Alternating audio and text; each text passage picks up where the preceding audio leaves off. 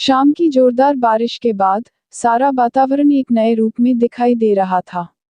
हरियाली से लहलहाते खेत, छतों की मुंडेरों पर पंख फैलाकर नाचते मोर जैसे बादलों का धन्यवाद कर रहे हैं। पेड़ पौधे अपनी माता द्वारा नहलाए गए नवजात शिशुओं की भांति उजले उजले लग रहे हैं। बारिश के पानी से धुली हुई उनकी पत्तियों नया ही रंग बिखेर रही हैं। ऐसे ही मनोरम दृश्यों का कवियों ने अपनी कविताओं में वर्णन किया है। पराग भी सुबह सुबह छत पर आ कुछ पल के लिए इसमें खो गया। कुछ समय तक इस मनोरम दृश्य को अपलक निहार वह अपने नियमित व्यायाम में व्यस्त हो गया। सुबह मौसम ठंडा और राहत देने वाला था, परंतु सूरज जैसे जैसे आसमान पर चढ़ने लगा, मौसम में भी उमस बढ़ने लगी। 1 घंटे की जी तोड़ मेहनत से पराग का शरीर पसीने से तरबतर हो गया। अपनी सैंडों को उतार वह फिर से पुशअप करने लगा। उसी समय मंजरी सामने की छत पर कपड़े सुखाने के लिए आते वक्त जमीन पर पुशअप करते पराग पर मंजरी का ध्यान नहीं गया, परंतु कपड़े फैलाकर वह जैसे ही वापस मुड़ी, उसकी नज़र सामने की छत पर तौलिए से अपना चेहरा पोंछते पराग पर पड़ी। हल्का गेहुआ रंग, सुडौल शरीर, उन्नत कंधे, चौड़ी छाती और शरीर के अनुपात में थोड़ी पतली कमर। पेड़ों से छनकर आती सूरज की किरणें जब पसीने से भीगे उसके शरीर पर पड़ती तो उसके शरीर से सुनहरी आभा निकलने लगती। कुल मिलाकर पराग उस समय कामदेव का अवतार प्रतीत हो रहा था। कोई भी लड़की उसे यदि एक नज़र देख लेती तो उम्र भर के लिए उसकी होकर रह जाती। पर यह तो मंजरी थी, उसको इस सब से कोई सरोकार नहीं था। उसके लिए तन की सुंदरता से मन की सुंदरता ज्यादा महत्व रखती थी। परंतु फिर भी पराग को आधे अधूरे कपड़ों में देख उसे अपने शरीर का ताप बढ़ता सा महसूस हुआ। उसी वक्त पानी की बोतल उठाकर पराग पीछे की तरफ पलटा। इससे पहले कि पराग की नज़र मंजरी पर पड़ती, मंजरी भागकर अपनी ही फैलाई साड़ी के पीछे छुप गई। पराग को आभास तो हुआ किसी के भागने का, परंतु वह मंजरी को देख नहीं पाया। वह सामने की बाउंड्री बॉल पर एक हाथ टिकाकर बोतल से पानी पीने लगा। तभी उसकी नज़र सामने तार पर लटकती साड़ी के पीछे उभरती मानव आकृति पर गई। उसकी दोनों भौहें पहले सोचने की मुद्रा में जुड़ती चली गई। अगले ही पल उसके चेहरे पर शरारती मुस्कान खिलने लगी। वह अपनी दोनों कोहनी बाउंड्री बॉल पर टिकाकर खड़ा हो गया। जब कुछ देर तक सामने कुछ हलचल नहीं हुई तो मंजरी ने झांक कर देखा। पराग तो इसी इंतजार में खड़ा था। मंजरी को इस तरीके से झांकते देख वह हंसते हुए बोला, देवी जी छुप छुप कर क्यों देख रही हो? सामने आकर देख लो, देखने के पैसे नहीं लूंगा। शर्म से लाल होती मंजरी ने आंखें बंद कर साड़ी को कसके मुट्ठियों में भींच लिया। आप जाइए यहाँ से। वह साड़ी के पीछे से ही बोली, मैं क्यों जाऊं, शर्म तो आपको आ रही है। जब 5 मिनट तक पराग अपनी जगह से नहीं हिला तो मंजरी ने लंबा सा घूंघट निकालकर साड़ी को दोनों हाथों से पकड़ा और सीढ़ियों की तरफ भागी। उसे इस तरह से भागते देख पराग ठठाकर हंस पड़ा। देवी जी आराम से गिर पड़ी तो मुझे ही उठाकर ले जाना पड़ेगा। नीचे आकर मंजरी ने सुकून से लंबी सांस खींची और खाना बनाने के लिए रसोई में चली गई।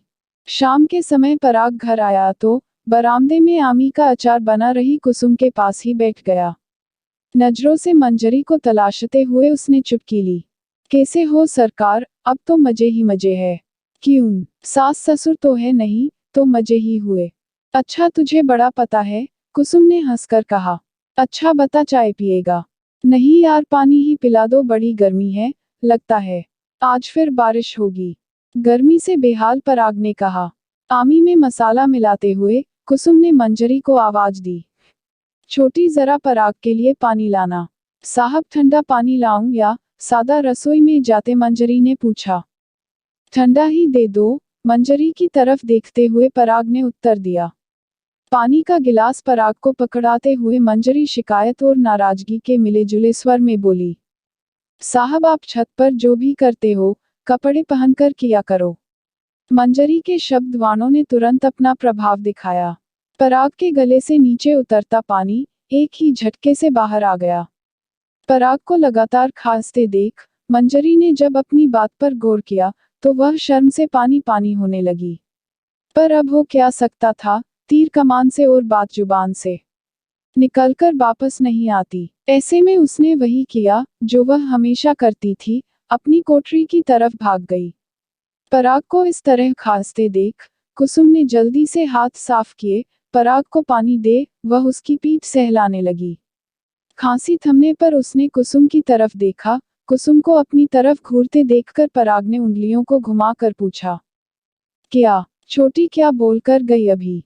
ये लड़की एकदम टोपाशंकर है सच में, पराग ने खींचते हुए कहा। कुसुम को उसकी बात समझ में नहीं आई। क्या मतलब? मेरा मतलब पागल है। कपड़ों के बारे में क्या बात कर रही थी? सच सच बताओ पराग, तुमने कुछ किया है क्या? कुसुम ने गुस्से से भौहें सिकोड़कर कहा। नहीं नहीं सरकार, माँ कसम मैंने कुछ नहीं किया। पराग मासूमियत से गले को चुटकी में पकड़कर दबाते हुए बोला। कुछ नहीं यार, सुबह में छत पर वर्कआउट कर रहा था, अकेला लोवर पहनकर इसने देख लिया, बस इतनी सी बात है। इसके बाद पराग एक एक कर कुसुम को सारी बात बताता चला गया। उसे अभी दुनियादारी की समझ नहीं है। बेचारी जब दुनिया देखती तब तो समझ होती। कुसुम ने गहरी निश्वास छोड़ते हुए कहा। कुसुम को सहज होते देख पराग ने चैन की सांस ली। अच्छा दीदी, अभी चलता हूँ, शाम को आऊंगा, कहता हुआ पराग उठ खड़ा हुआ। सामने वाले की निगाहों को देखकर उसके मन का भाव जानने का गुण भगवान ने औरतों को ही दिया है। अपने इसी गुण के कारण कुसुम को पराग पर कुछ कुछ संदेह होने लगा। पराग का मंजरी को ऐसे देखना, उसकी देखभाल करना, पराग को देखते ही मंजरी का शर्मा कर भाग जाना, कुसुम को कुछ कुछ संदेहास्पद लग रहा था। ऐसा नहीं था कि कुसुम मंजरी का बुरा चाहती हो, वह भी चाहती थी। मंजरी भी हंसे खेले, औरों की तरह जिए, परंतु जिस समाज ने मंजरी को अपंग कर दिया था, उसी ने कुसुम के पैरों में भी लाचारी की बेड़ियां डाल रखी थी। वह चाहकर भी कुछ नहीं कर सकती थी, परंतु अभी वह सही गलत का निष्कर्ष नहीं निकाल पा रही थी। सही समय आने पर पराग से इस विषय पर बात करने का फैसला लेकर वह अचार को तेल में डुबाकर रखने लगी। इधर अपनी कही बात के कारण मंजरी कुसुम का सामना करने की हिम्मत नहीं कर पा रही थी। शाम तक वह कुसुम से नजरें चुराती इधर से उधर घूमती रही। उसको इस तरह देख कुसुम ने ही पूछा, क्या हुआ छोटी? कुछ नहीं दीदी। फिर क्यों पास नहीं आ रही? कुसुम ने पीछे से उसका हाथ पकड़ते हुए कहा। दीदी मैंने कुछ नहीं किया, वह गर्दन झुकाए हुए ही बोली। इसमें क्या हो गया? पराग ने मुझे सब कुछ बता दिया है। बिल्कुल सही बोलता है पराग, टोपाशंकर ही है तू, हंसते हुए कुसुम ने कहा और वहां से चली गई। टोपाशंकर यह क्या होता है? आंगन में खड़ी मंजरी अपने सिर पर हाथ रखकर सोचने लगी। दीदी चलो थोड़ी देर छत पर चलते हैं, कुछ बात करनी है। रात का खाना खाकर खड़े होते हुए पराग ने कहा। तू चल मैं अभी आती हूँ, रसोई में जाती हुई कुसुम बोली। छोटी तू खाना खा लेना और बच्चों को भी खिला देना, मैं पराग के साथ जरा छत पर जा रही हूँ। जी दीदी, मंजरी ने सहमति में सिर हिलाते हुए कहा। आज फिर शाम से ही बादलों ने आसमान पर डेरा डाल लिया था। पूर्णिमा की उजली रात भी अमावस्या जैसी प्रतीत हो रही थी। कुसुम छत पर चटाई बिछाकर एक कोने में आकर बैठ गई। उसने छत के कोने में खड़े पराग को आवाज दी। छत की बाउंड्री से सटकर चारों तरफ फैले अंधकार को देखते पराग ने पलटकर कुसुम की तरफ देखा और उसके पास आकर चटाई पर बैठ गया। क्या बात करनी थी पराग तुझे? मैं मंजरी का अतीत जानना चाहता हूँ दीदी, कुसुम की गोद में सिर रखकर पराग ने लेटते हुए कहा। क्या जानना चाहते हो पूछो, पराग के बालों में हाथ फिराते हुए कुसुम बोली। सब कुछ शुरू से अंत तक, कुसुम ने बताना शुरू किया। मंजरी हमारे छोटे देवर की विधवा है। 4 साल पहले इसकी शादी हमारे देवर मनोज से हुई थी। जब इसकी शादी हुई महज 14 बरस की थी यह। शादी के 5वें दिन ही मनोज ने फांसी लगाकर आत्महत्या कर ली। उस दिन से आज तक मंजरी वैधव्य झेल रही है। कुसुम शुरू से अंत तक सारी बात पराग को बताती चली गई। मंजरी के साथ क्या सुलूक हुआ, कैसे कैसे दिन देखे उसने, सब कुछ। आज तक कोई उसका चेहरा सुबह उठकर देखना पसंद नहीं करता। एक 14 साल की बच्ची की सुहागन से विधवा होने तक की कहानी, एक मोम की गुड़िया की पत्थर की मूर्त बनने तक की कहानी कुसुम ने पराग को सिलसिलेवार सुना दी। पराग जैसे जैसे मंजरी के अतीत को जानता गया, उसकी आंखों से आंसू निकलकर गालों को भिगोते हुए नीचे गिरते गए। अपनी जांघ पर गर्म और गीला सा एहसास होने पर कुसुम पराग के चेहरे को छूकर देखा। बाहों का सहारा देकर उठाते हुए कुसुम ने आंसुओं से भरे पराग के चेहरे को दोनों हथेलियों में भर लिया। पराग, क्या हुआ, रो क्यों रहे हो लाला, बोलो पराग। पराग आवेश में उठकर कुसुम के गले से लगकर फूट फूट कर रो पड़ा। मुझे आज तक यही लगता रहा दीदी कि मैं सबसे ज्यादा बदकिस्मत हूँ। मुझसे ज्यादा बदकिस्मत तो मंजरी है। मेरे साथ जो हुआ पराए लोगों ने किया, पर मंजरी को तो उसके अपनों ने ही इस नर्क में मरने के लिए छोड़ दिया। अरे मेरे तो माँ बाप नहीं थे, उसके तो माँ बाप ही दुश्मन बन गए। एक बार भी नहीं सोचा क्या होगा मंजरी का। कुछ नहीं बदला है दीदी, कुछ भी नहीं। पहले लड़कियों को चिता के साथ जलाकर मार देते थे और अब सारी उम्र तिल तिल कर मरने को मजबूर कर देते हैं। अरे जब विधुर होना श्राप नहीं तो विधवा होना कैसे अभिशाप हो गया। कैसा दोगला समाज है हमारा दीदी। ग्रंथों में भी लिखा है, यत्र नारी पूजन्ते तत्र बसते देवता। पराग भावावेश में बोलता ही जा रहा था। कुसुम उसकी पीठ थपथपाकर चुप कराने की कोशिश भी कर रही थी, साथ ही खुद भी रोए जा रही थी। जी भर के रो लेने के बाद पराग का मन कुछ हल्का हुआ, तब जाकर वह कुसुम के कंधे से अलग हुआ। उसको कुछ शांत देख कुसुम ने कहा, पराग मुझे भी तुमसे कुछ पूछना है। जी दीदी, अपने आंसुओं को आस्तीन से साफ करते हुए पराग बोला, क्या तुम मंजरी को पसंद करते हो। ऐसे किसी प्रश्न की उम्मीद पराग को नहीं थी, इसलिए वह पहले तो कुछ देर मुंह बना बैठा रहा, फिर उसने सोचा, सच से पर्दा उठाने का इससे ज्यादा उचित समय और नहीं हो सकता। यह सोचकर पराग ने सब कुछ सच सच बताने में ही भलाई समझी। पसंद नहीं, प्यार करता हूँ दीदी, बहुत ज्यादा प्यार, पराग ने उठते हुए कहा। अब ठंडी हवा धीरे धीरे बहने लगी थी। हवा के बहाव के साथ ही बादल भी धीरे धीरे छटने लगे थे। जिस दिन मैंने उसे पहली बार देखा, एक अजीब से आकर्षण में बंध गया, पराग ने कहना जारी रखा। पहले दिन से ही एक अनजाना सा एहसास दिल को होने लगा। आकर्षण कब प्यार में बदल गया, मुझको खुद नहीं पता। अब तो उसकी हर बात अच्छी लगती है। उसकी सादगी, उसका भोलापन, उसका मासूमियत से सिर हिलाना, शर्माकर भाग जाना, सब अच्छा लगने लगा है। उसे देखे बिना एक मिनट भी चैन नहीं आता। बताओ दीदी, यह प्यार नहीं तो क्या है। और मंजरी, कुसुम भी आकर पराग के बराबर में खड़ी गई। कुछ तो है उसके दिल में, वरना अजनबियों के लिए कोई रोता नहीं। लेकिन अभी पक्का नहीं कह सकता। एक बात और पूछूं पराग, कुसुम ने चांद की तरफ खाली आंखों से देखते हुए कहा। हाँ दीदी, कहीं मुझसे रिश्ता तुमने इसीलिए तो नहीं बनाया ताकि समय आने पर मेरी मदद ले सको। अपनी गीली आंखों को छुपाते हुए कुसुम ने पूछा। नहीं दीदी, आप गलत समझ रही हैं। पराग एक झटके से कुसुम की तरफ मुड़ा। मैंने आपसे रिश्ता बिना किसी लोभ लालच के बनाया। बदलियों से झांकते इस चांद की कसम, पेड़ों से बहती इस हवा की कसम दीदी, जो मेरे मन में कभी भी कोई लोभ लालच आया हो। पराग कुसुम के हाथ पकड़कर घुटनों के बल जमीन पर बैठ गया। आपका रिश्ता मेरे लिए मेरी जिंदगी में भगवान का दिया हुआ सबसे सुंदर, सबसे अनमोल उपहार है दीदी। अगर फिर भी आपको ऐसा लगता है, तो आज के बाद मैं मंजरी की तरफ आंख उठाकर भी नहीं देखूंगा। मेरी बहन पर सारे जमाने की खुशियां कुर्बान कर दूं। मंजरी तो मेरा प्यार है, पर आप तो मेरी जिंदगी हो। पराग की आंखों से लगातार आंसू बह रहे थे। कुसुम ने उसे उठाकर अपने सीने से लगा लिया। मैं तो बस ऐसे ही पूछ रही थी। कोई ऐसे भी रोता है पागल। दोनों भाई बहन एक दूसरे को बाहों में भींचे रो रहे थे। आंसुओं के साथ शक, संदेह, सब कुछ बहकर उनका रिश्ता मजबूत मजबूत होता जा रहा था।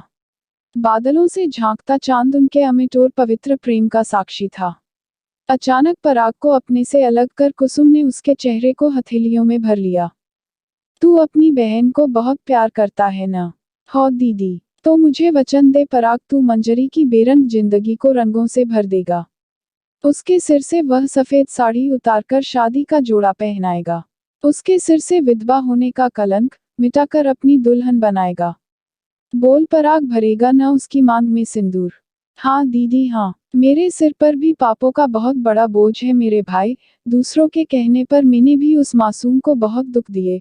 मेरे सिर से यह पाप की गठरी उतार दे पराग। कुसुम लगातार रोए जा रही थी। उसने अपने आंसू पोंछकर खुद को मजबूत करते हुए उसने घूमकर पराग की तरफ पीठ कली। जिस राह तुझे जाना है वह बहुत मुश्किल है पराग, परंतु तुझे तेरी मंजिल तक पहुंचाने के लिए मुझसे जो बन पड़ेगा मैं करूंगी। कम से कम मेरे पापों का प्रायश्चित तो हो जाएगा। अपनी मंजिल पाने के लिए सबसे पहले तुझे मंजरी के दिल में जगह बनानी होगी। उसके सोए हुए अरमानों को फिर से जगाना होगा। उसने दोबारा पराग की तरफ घूमते हुए कहा। उसकी शुरुआत हो चुकी है दीदी, अगर आप साथ हो तो मंजरी को मंजरी पराग पांडे बनाने का मेरा सपना जरूर पूरा होगा।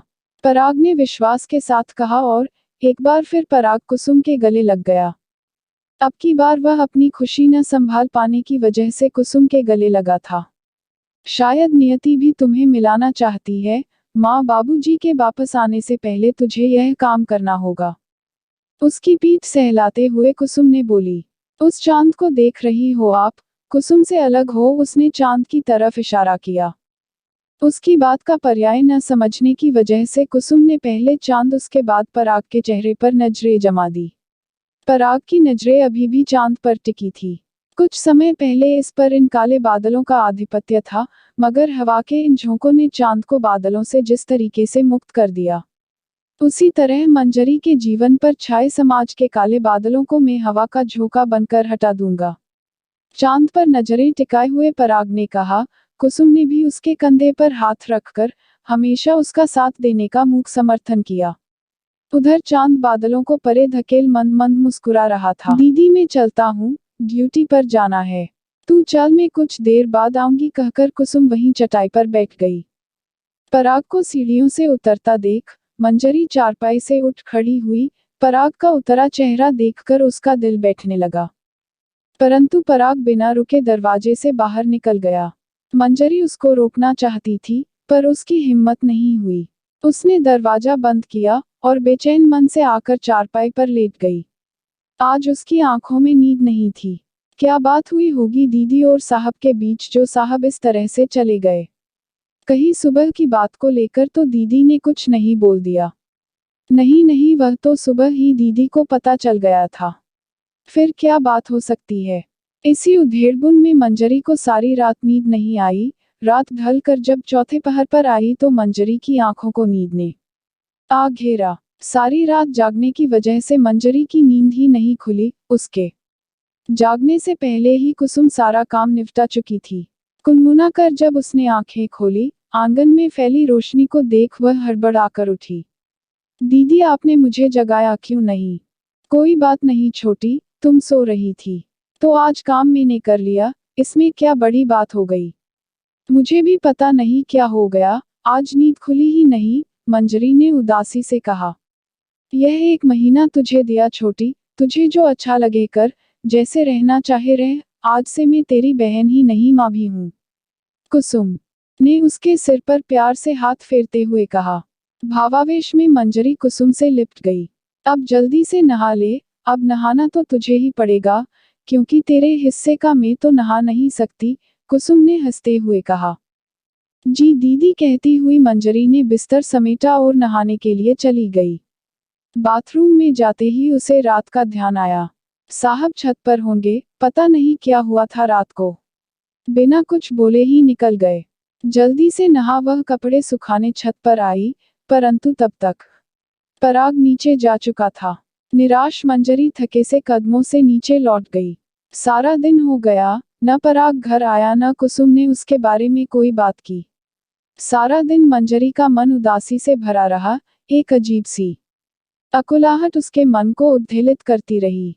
धीरे धीरे दिन गुजर गया, शाम हो गई, मगर पराग एक भी बार घर नहीं आया। मंजरी का व्याकुल मन किसी काम में नहीं लग रहा था। शाम को मौसम ठंडा होते ही वह छत पर चली गई। पराग सामने छत पर कोने में खड़ा किसी से फोन पर बात कर रहा था। मंजरी ने एक नज़र उसे देखा, उसके बाद वह पीछे की तरफ देखने लगी। उसे पता था पराग उसे देखते ही कुछ न कुछ जरूर बोलेगा। जब काफी देर तक उसे कोई हलचल नहीं सुनाई दी तो मंजरी ने मुड़कर देखा, पराग सीढ़ियों से नीचे उतर रहा था। मंजरी ठगी सी खड़ी उसे जाते हुए देखती रह गई। मंजरी के मन की उदासी कुसुम से छिपी नहीं थी। बार बार दरवाजे की तरफ उठती उसकी बेचैन निगाहें उसके मन का हाल बयां कर रही थी। पराग का प्लान कामयाब होते देख कुसुम खुश तो थी, परंतु मंजरी की परेशानी उससे देखी नहीं जा रही थी। उसने मंजरी को पास बिठा लिया। क्या हुआ छोटी, कुछ परेशान दिख रही हो? नहीं दीदी, ऐसा कुछ नहीं है, बस थोड़ी गर्मी लग रही थी। वैसे गर्मी है तो नहीं, आज खाना खा लिया तुमने? नहीं वो, मैं खाना बना कर आई हूँ न, इसलिए गर्मी लग रही होगी। चलो ठीक है, सोने से पहले खाना खा लेना। मैं बच्चों के पास जा रही हूँ। दीदी आपसे एक बात पूछनी थी, अंत में मंजरी का धैर्य जवाब दे गया। हाँ बोलो छोटी। कल साहब से कुछ बात हो गई क्या? आज घर पर नहीं आए? नहीं बात तो कुछ नहीं हुई, अपने काम में लगा होगा, तुम क्यों पूछ रही हो? कुछ नहीं, बस ऐसे ही आज सारा दिन वह घर नहीं आए इसलिए पूछ लिया। दीदी मैं कुछ देर के लिए छत पर जा रही हूँ कहती हुई मंजरी छत पर चली गई। सब कुछ नीरस लग रहा था, न चांद में कोई आकर्षण न हवाओं में ठंडक। जिस दर्द को मंजरी महसूस कर रही थी उसका एकमात्र मरहम पराग था। अपने मन को समझाने की लाख कोशिशें करने के बाद भी मंजरी खुद को संभालने में असफल रही। वह निढाल सी होकर छत पर बैठ गई। अपने दोनों घुटनों को बाहों में घेर वह फूट फूट कर रो पड़ी। कल इसी वक्त इसी जगह पराग मंजरी के लिए रो रहा था और आज मंजरी पराग के लिए। इधर चारपाई पर लेटा पराग बेचैनी से करवटें बदल रहा था। शायद इसी को रूहानी रिश्ता कहते हैं। एक दर्द में हो तो दूसरे को भी सुकून नहीं मिलता। जब पराग को किसी तरह चैन नहीं मिला तो वह भी उठकर छत पर आ गया। सामने छत पर सफेद साड़ी में लिपटी बैठी मंजरी को देखते ही वह पहचान गया। वह अपने चेहरे को घुटनों में छुपाए बैठी थी। उसकी ऐसी हालत में देख पराग का कलेजा मुंह को आ गया। दर्द की एक लहर उसके सीने को चीरती चली गई। उसकी आत्मा रो पड़ी। क्या कर रहा है पराग, जिसे सारे जमाने ने सताया है? उसे तू भी तकलीफ दे रहा है। वह दबे कदमों से नीचे की ओर वापस लौट गया। सुखराम को तबीयत खराब होने की बात बोल के वह मंजरी के घर की तरफ बढ़ गया। उसने हल्के हाथों से दरवाजा खटकाया। कुसुम अभी तक सोई नहीं थी। सामने पराग को खड़ा देख उसने पूछा, क्या हुआ पराग? दीदी मैं उसे और दर्द में नहीं देख सकता। इतना बोल वह लगभग दौड़ता हुआ सीढ़ियां चढ़ गया। अपने कंधे पर किसी की छुअन को महसूस कर मंजरी ने अपना चेहरा ऊपर उठाया। आंसुओं से सराबोर गाल और लाल लाल आंखें देखते ही पराग का दिल धक से रह गया। उसने मंजरी को उठाकर बाहों में भींच लिया। मंजरी भी पराग को सामने देख बिना किसी विरोध के उसकी बाहों में समाती चली गई। उसको तो जैसे होश ही नहीं था, वह बस रोए जा रही थी। जब काफी देर तक रोने के बाद मंजरी का मन हल्का हुआ, तब उसे वर्तमान स्थिति का ज्ञान हुआ, जिसे वह सपना समझ रही थी वह हकीकत है। वह सचमुच पराग की बाहों में। यह ख्याल आते ही मंजरी एक झटके से पराग से अलग हो गई। आप यहाँ कब आए? मंजरी ने सकपकाते हुए कहा। मंजरी को वही बिठा, पराग दौड़कर पानी ले आया। उसने मंजरी के हाथों में पानी का गिलास थमाया और खुद उसके सामने बैठ गया। जब पानी पीकर मंजरी थोड़ा सहज हुई तो पराग ने सवाल किया, तुम रो क्यों रही थी? बस ऐसे ही, बीते दिनों का कुछ याद आ गया था, आंखें चुराते हुए मंजरी ने कहा। खाओ मेरे सिर की कसम। पराग ने मंजरी का हाथ पकड़कर अपने सिर पर रख दिया। क्या कर रहे हैं आप? मंजरी ने झटके से हाथ खींचते हुए कहा। अब बोलो, किस लिए रो रही थी? मंजरी पलकें झुकाए हुए खामोश बैठी रही। उसने मंजरी के दोनों हाथों को पकड़कर अपने घुटनों पर रख लिया। बोलो मंजरी, पहले आप बताओ, आप क्यों रो रहे थे कल? मंजरी ने प्रत्युत्तर किया। तुम्हारी वजह से, पराग ने बेबाकी से उत्तर दिया। मेरी वजह से? फिर कुछ सोचते हुए मंजरी ने पूछा। कल सुबह की वजह से दीदी ने आपसे कुछ कहा था? नहीं, तुम्हारे अतीत को सुनकर रो रहा था, पराग ने बेबाकी से स्पष्ट शब्दों में कहा। उसके जवाब से एक बार फिर मंजरी की आंखों में आंसू तैर आए। पराग ने मंजरी के आंसुओं को पोंछते हुए कहा, मंजरी जो हुआ उसे कोई बदल तो नहीं सकता। लेकिन तुम चाहो तो अपने आने वाले कल को संभाल सकती हो। पराग ने उसे समझाते हुए कहा। विधवाओं का न कोई आज होता है न कोई कल। इसके साथ ही मंजरी ने अपने हाथों को पीछे खींच लिया। क्यों नहीं होता कल? विधवा क्या इंसान नहीं होती? मंजरी ने अपनी गर्दन झुका ली। पराग समझता था, लोगों ने उसका तन को नहीं मन को बांध दिया है, बंदिश लगा दी है उसके सोचने समझने की शक्ति पर। अच्छा अब तुम बताओ क्यों रो रही थी? और हाँ सच सच बताना, मैंने अपनी कसम दी है। पराग ने माहौल को हल्का करने की कोशिश की।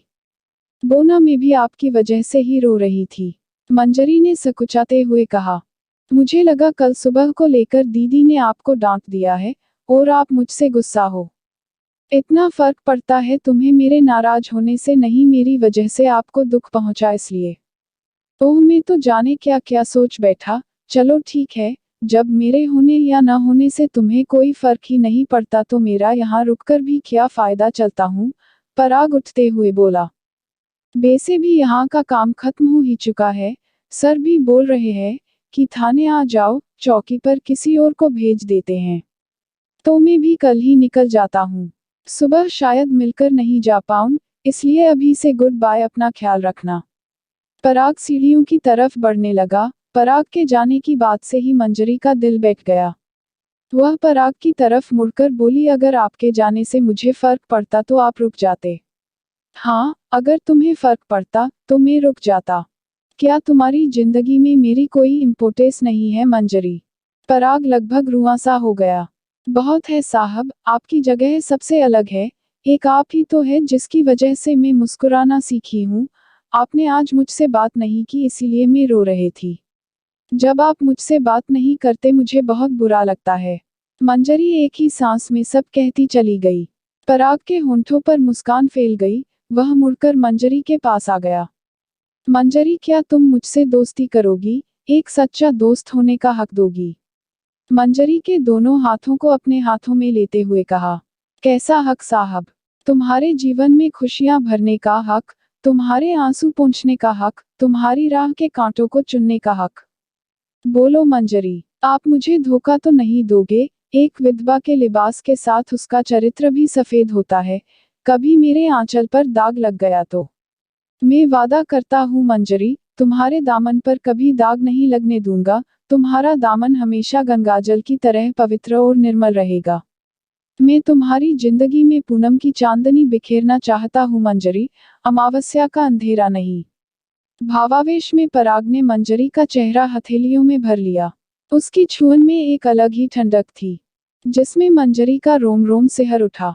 उसने पराग के हाथों को अपने हाथों से थाम लिया। आप आज से मेरे सबसे अच्छे और पक्के दोस्त हो साहब। तो फिर आज से तुम अपने सारे दुख सुख मुझसे बांटोगी, अपनी पसंद नापसंद मुझे बताओगी, कुछ भी छुपाओगी नहीं। ठीक है, पर आपको भी एक वादा करना होगा, आप हमारे रिश्ते का राज किसी को नहीं बताएंगे। बिल्कुल देवी जी, आपका और हमारा रिश्ता टॉप सीक्रेट रहेगा। उसने मंजरी की नाक को छूकर कहा। इसके साथ ही दोनों हंस पड़े। उसके बाद दोनों वही छत पर बैठकर बातें करने लगे। देखते ही देखते बादलों ने चांद को अपने आगोश में ले लिया। पराग अपने आंखों को घुमा कोई गाना गाने लगा। चुप गया बद्री में जाकर, चांद यूं शर्मा गया।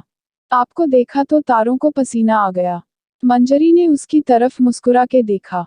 आपको गाना पसंद है? हाँ, और तुम्हें? हैं, मगर मैं सुन नहीं सकती। अब सुनोगी? कैसे? वह सरप्राइज है, कल पता चलेगा। इसके साथ ही दोनों उठकर नीचे आ गए। दोनों खुले आसमान के नीचे लेटे, बादलों में छुपते निकलते चांद के खूबसूरत नजारों को लुत्फ ले रहे थे। नींद उनकी आंखों से कोसों दूर थी। आज की सुबह मंजरी के जीवन में उम्मीद की एक नई किरण लेकर आई थी। मंजरी के चेहरे की रौनक और आंखों की चमक उसके दिल का हाल बयां कर रही थी। कुसुम को यह तो नहीं पता था कि रात को क्या हुआ, पर जो भी हो वह तो मंजरी की खुशी में ही खुश है। पराग मंजरी की वीरान जिंदगी में उम्मीद का नया सूरज बन कर आया है। मंजरी के नीरस जीवन को जीने की एक नई वजह मिल गई, उसके लिए यही काफी है। मंजरी को तो जैसे पर लग गए थे। शावक की तरह कुलांचे मारती, वह कभी इधर कभी उधर भागती फिर रही थी। कुसुम किसी भी काम को हाथ लगाती, दीदी आप रहने दो, मैं यह कर लूंगी। दीदी आप रहने दो, मैं वह कर लूंगी। कुसुम ने प्यार से डपकते हुए कहा। जब सब कुछ तू ही कर लेगी तो मैं क्या करूं? आप कुछ मत करो, आराम करो, मैं अभी आकर नाश्ता बनाती हूँ, आप कुछ मत करना, मंजरी ने बोला और छत पर चली गई कपड़े सुखाने। पराग छत पर मंजरी का ही इंतजार कर रहा था। उसको देखते ही मंजरी की सफेद रंगत गुलाबी हो गई। शर्म उसे आज भी आ रही थी, परंतु उस शर्म में डर, घबराहट नहीं थी। जैसे ही पराग ने मंजरी को देखा, वह मंजरी की तरफ आ गया। उसको देखकर मंजरी के चेहरे पर मुस्कुराहट बिखर गई।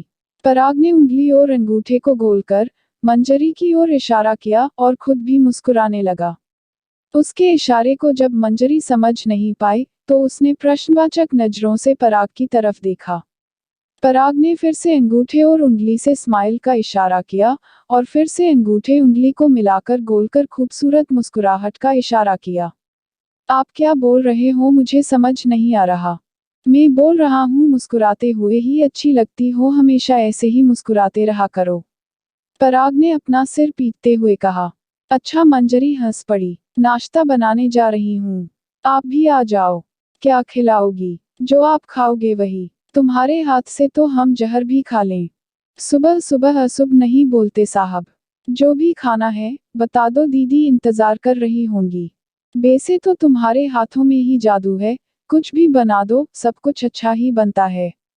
लेकिन हमें तुम्हारे हाथ का आलू का परांठा बहुत पसंद है, वही बना लो। मैं तैयारी करती हूँ, आप जल्दी आना। जो हुक्म देवी जी, बस अभी आया। बोलते हुए पराग नीचे की तरफ भाग गया। मंजरी भी मुस्कुराते हुए नीचे आ गई। कुसुम के लिए चाय बनाकर वह आलू के पराठों की तैयारी करने लगी।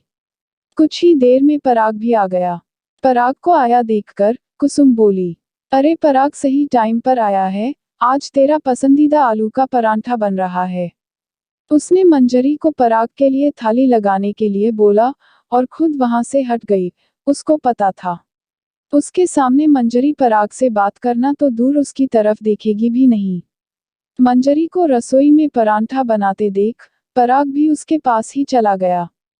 उसने थाली में परांठा लिया और वही मंजरी के पास स्लिप पर बैठ गया।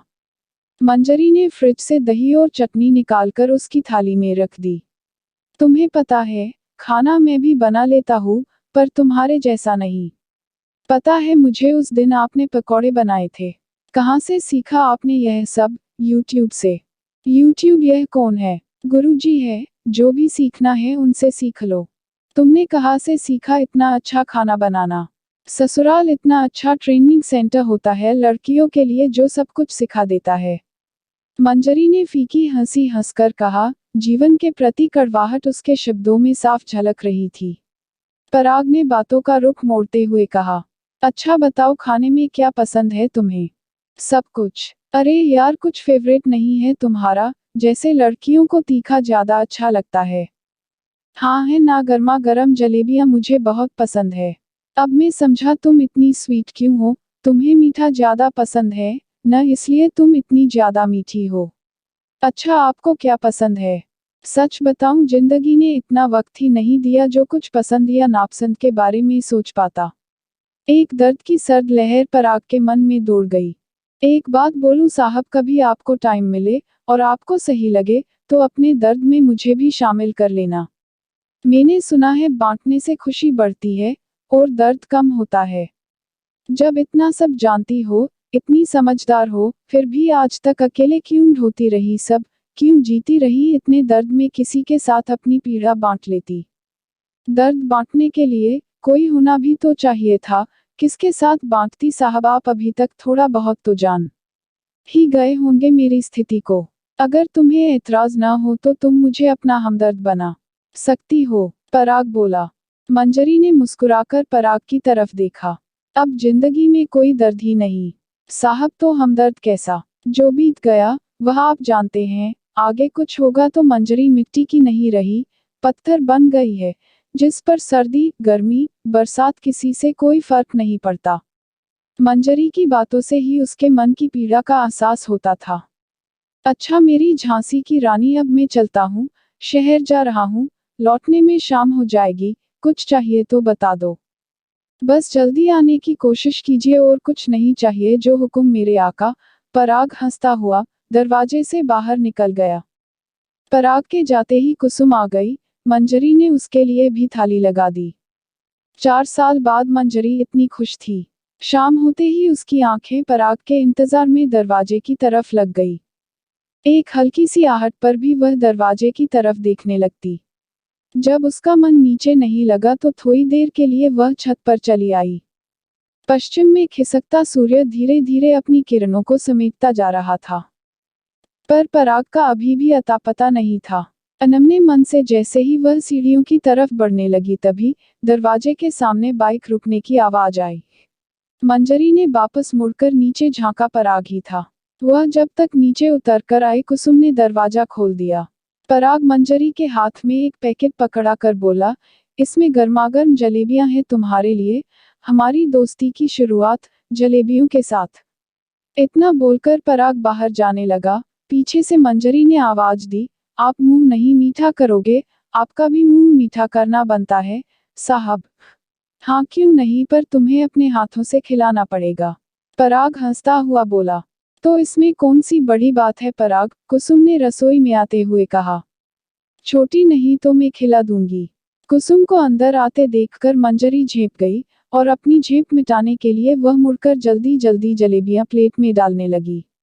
कुसुम ने जलेबी का एक टुकड़ा उठाकर पराग के मुंह में डाल दिया। बदले में पराग ने भी कुसुम को जलेबी खिला दी। मौका देखकर पराग सबकी नजरें बचाकर मंजरी के कमरे में चला गया। जल्दी से उसने एक छोटा सा पैकेट अपनी शर्ट से निकाला, उसमें रखा फोन निकाल के वहीं पड़ी चारपाई पर रख दिया और जल्दी जल्दी कमरे से बाहर निकल गया। रात को वापस आने की कहकर पराग वहां से चला आया। इधर रात धीरे धीरे अंधेरे की ओढ़नी उठती जा रही थी, उधर मंजरी के दिल में इंतजार का जुगनू अभी भी टिमटिमा रहा था। जब इंतजार करते करते वह थक गई तो अपने बिस्तर उठाने के लिए अपने कमरे में गई। वहां चारपाई पर रखा फोन बार बार बज रहा था। पहले तो उसको कुछ समझ नहीं आया, उसका मन किसी अनहोनी के डर से सिहर गया। 1 महीने पहले हुआ हादसा उसकी आंखों के सामने घूम गया। किसका है यह, कौन लाया होगा? पहले तो डर और घबराहट से उसने फोन छुआ नहीं।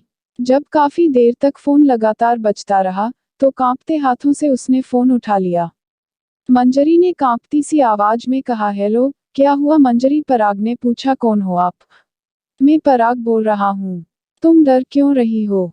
वो मुझे लगा पिछली बार की तरह पागल लड़की कुछ भी बोलती है। यह फोन यहाँ कैसे आया? मैं लेकर आया, कल बोला था ना मैंने, सरप्राइज है। तुम्हें आता है फोन चलाना? नहीं। ठीक है, कल सिखा दूंगा, अभी मैं ड्यूटी पर हूँ। जी साहब, ख्याल रखना अपना। इसके बाद फोन उधर से ही कट गया। काफी देर तक वह फोन को उलट पलट के देखती रही। उसे फोन चलाना क्या उठाना भी नहीं आता था। वह तो पिछले दिनों पराग को ही कॉल उठाते देखा था। मंजरी की कैचिंग पावर बहुत अच्छी थी। जिस चीज या इंसान को एक बार देख ले भूलती नहीं थी। जब काफी देर तक देखने के बाद भी उसे कुछ समझ नहीं आया तो उसने फोन को संभाल के रख दिया और सो गई। तो दोस्तों, आपको कहानी कैसी लगी कमेंट करके जरूर बताइएगा। कहानी पसंद आए हो तो वीडियो को लाइक शेयर करें और चैनल को सब्सक्राइब करें। वीडियो को पूरा देखने के लिए बहुत बहुत धन्यवाद दोस्तों।